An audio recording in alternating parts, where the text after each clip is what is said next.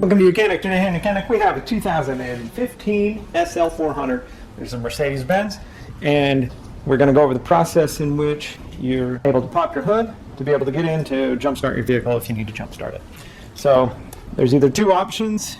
Say if the battery is dead on a car or the battery is dead on your key fob, to be able to get into there. You see we don't have our manual key.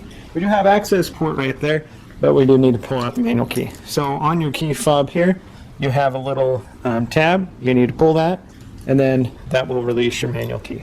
Be able to put that into the door the right way, and then be able to twist and unlock your door, and then be able to pull open the door. Then you'll just be able to pull open your door, reach right down there, right down here, at the right where your left foot would be.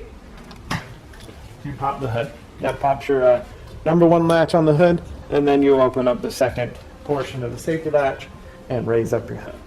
Now your battery in this vehicle is in the trunk, and say if you need access to that, you may need to add some power here to the front to be able to get the trunk open if the key won't unlock, the manual key, or if there isn't an access to do that back there. So you'd have to add some power up to the front, but this is also where you can use to jump start your vehicle. So to start with, we have our engine hood up. We've come around to the right side of the vehicle, our passenger side, and we have the connections.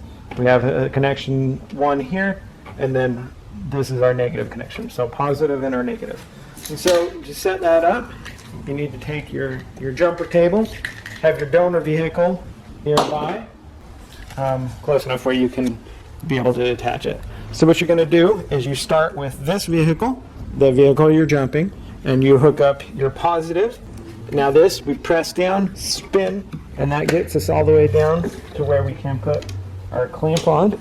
And so we put our positive clamp on, and then on our donor vehicle, we put the positive to the positive, negative to the negative, and then we come back to our vehicle that we're jumping, and we connect it to the negative post.